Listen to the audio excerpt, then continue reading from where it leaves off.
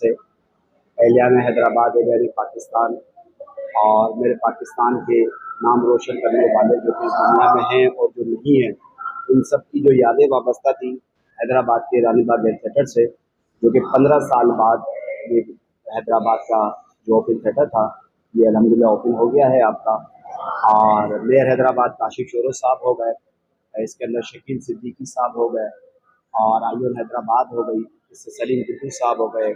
Otherwise जानदेव साहब समेत तमाम जितने भी ख्याल समेत और जितने दोस्त अहबाब हैं, आर्टिस्ट हैं, उन सब की मेहनतें काबिश रंग लाई हैं। और आज की जो तकरीब जो यहाँ पर अब इस वक्त मौजूद है, हम इसी जगह पर मौजूद है और गफ्फार फाउंडेशन आयन गलत जो कि हलीम की एक न्याज ईमान हुसैन रखी है, इसमें मैं समझता हूँ कि यहाँ पे कराची से भी मेहमान आए, हैदराबाद के भी आर्टिस्ट हैं, तो ये खुश आइंद है।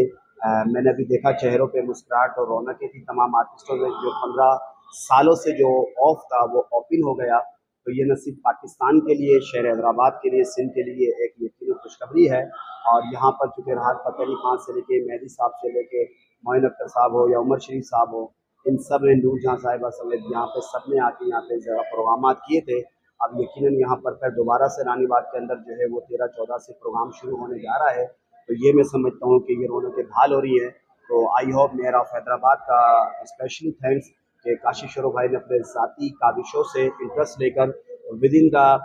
15 मिनट्स मुलाकात में फौरी तौर के ऊपर एक्शन लिया और रोज़ यहाँ पर आकर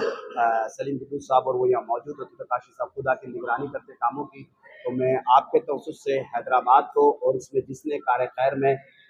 हिस्सा लिया, जो इस काम के लिए कराची से चल कर आए, सबको मैं अप्रिशिएट करता हूँ। और साथ में आप सबको भी यहाँ पर आने पर आपकी मीडिया की टीम को, आपके कैमरामैन्स को, आपके प्रोजेक्ट्स को, आप सबको